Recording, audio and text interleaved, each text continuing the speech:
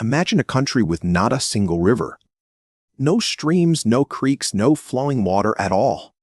Yet millions of people live there comfortably. They drink, bathe, and farm every single day. How is that even possible on Earth? The country is Saudi Arabia, vast and dry. Across its entire territory, rivers simply do not exist. Only dry valleys called wadis cut through the sand. These wadis stay empty for years at a time. So, where does all the water actually come from? Saudi Arabia sits on one of Earth's driest landscapes. Almost the entire country is desert, scorched by relentless sun. Rainfall is incredibly low across most regions. Many places see less than 4 inches of rain each year. Compare that to London, which gets nearly 6 times more. Saudi clouds simply pass over without releasing their water. The geography explains this harsh reality clearly. The country sits inside a massive subtropical dry belt. This belt creates deserts across North Africa and Arabia. Hot air sinks here, pushing moisture away from the land. So clouds rarely form and rain rarely falls. The result is a country covered mostly by sand and stone. The famous Rub al Khali is one striking example. It is the largest continuous sand desert on the planet. Temperatures there can climb past 50 degrees Celsius. Nothing flows, nothing grows, and almost nothing survives there. Yet Saudi Arabia hosts over 35 million people. Cities like Riyadh and Jeddah keep expanding rapidly. This raises the central puzzle of the country. How does a riverless desert sustain modern urban life? The first answer lies hidden beneath the sand. Deep underground, Saudi Arabia holds enormous ancient aquifers. These aquifers formed thousands of years ago during wetter times. Rainwater slowly seeped through rock and collected far below. Today, this fossil water powers much of Saudi life. Wells reach hundreds of meters down to tap these reserves. For decades, this underground water fed farms and cities. Wheat fields once bloomed across the desert thanks to aquifers. But fossil water has a serious hidden problem. It does not refill quickly because rainfall remains extremely low. Once pumped out, this ancient water is gone for centuries. Saudi Arabia learned this lesson the hard way over time. By the early 2000s, aquifer levels were dropping fast. The government cut back desert wheat farming dramatically. This forced the country to find another solution. They turned their eyes toward the surrounding seas instead. Saudi Arabia has long coastlines on 2 warm seas. The Red Sea lies to the west, the Persian Gulf east. That seawater became the country's true lifeline. But seawater is salty and cannot be drunk directly.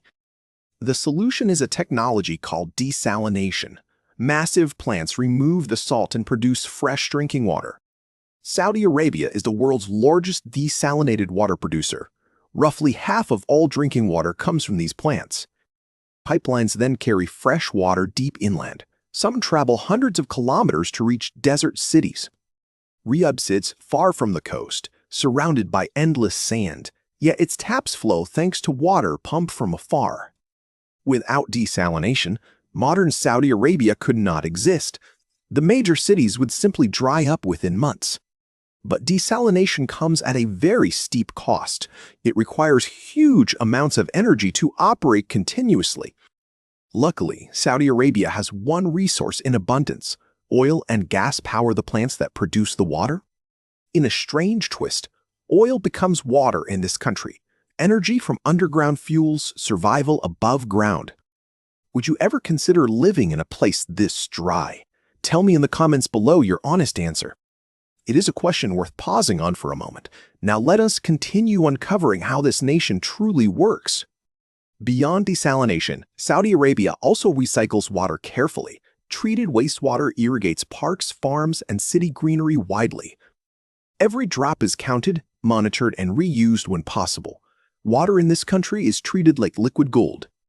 Agriculture has also shifted in major ways. Instead of thirsty wheat, farmers now grow dates and vegetables. Date palms tolerate heat and need less water overall. They have sustained desert life for thousands of years. Some farms now use advanced greenhouse technology too. Crops grow indoors with controlled climates and minimal water use. Drip irrigation delivers water directly to plant roots slowly. This wastes far less than older flooding methods. Even with these tools, food imports remain essential. Saudi Arabia buys much of its grain from abroad. This is a deliberate strategy to save scarce water. Importing food effectively means importing virtual water from wetter countries.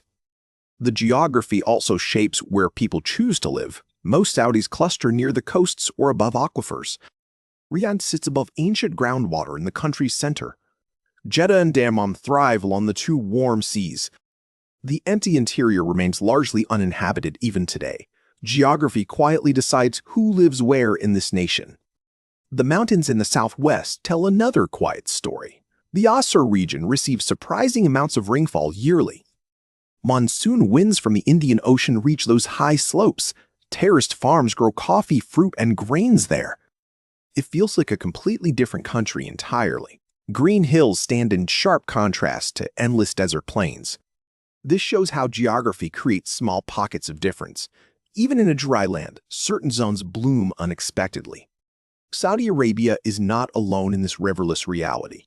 Other Gulf states like Kuwait and Qatar share similar challenges. The entire Arabian Peninsula lacks permanent flowing rivers.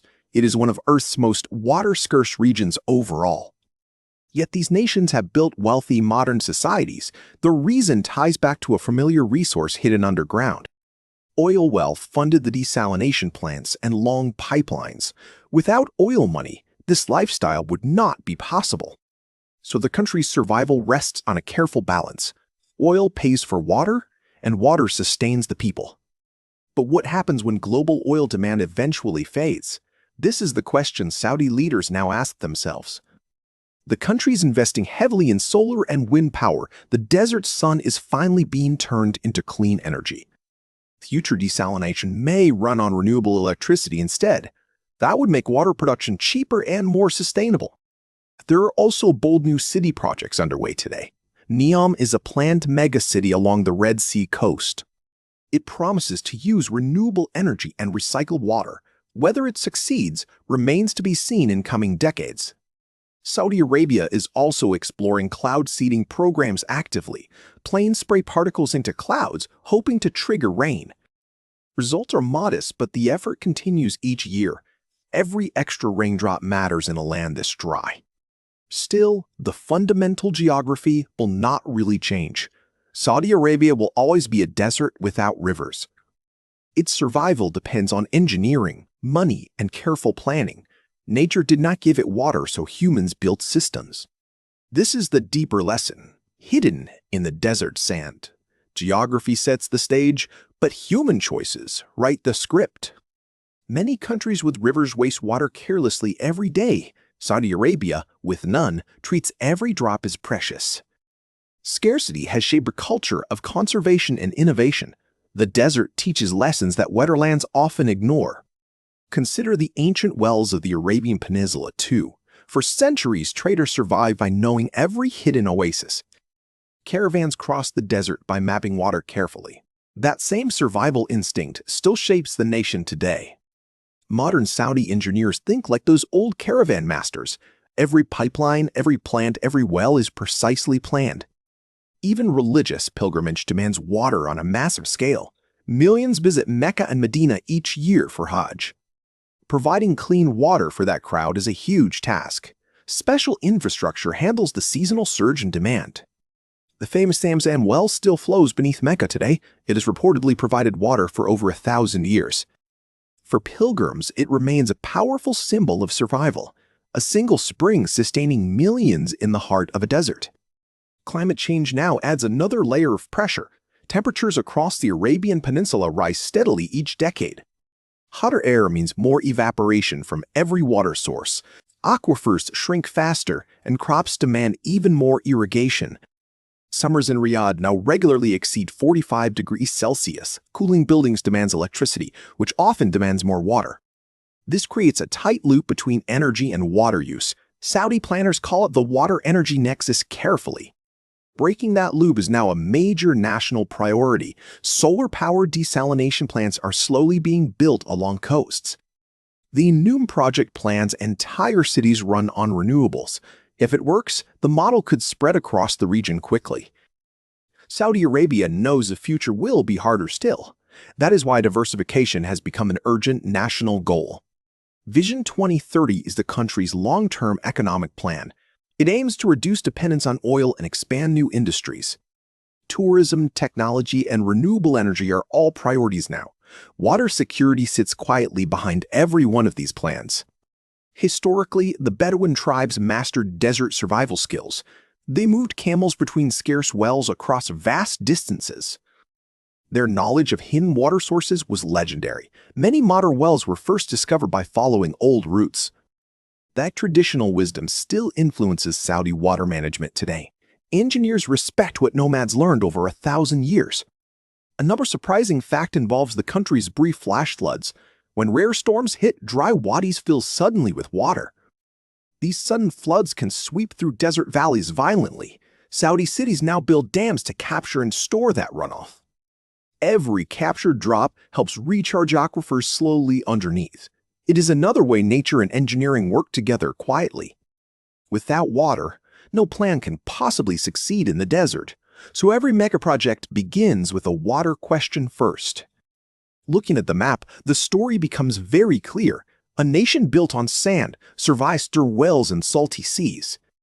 Pipelines stretch like artificial rivers across the empty land. Cities glow at night where nothing should naturally grow. It is a remarkable feat of human adaptation overall.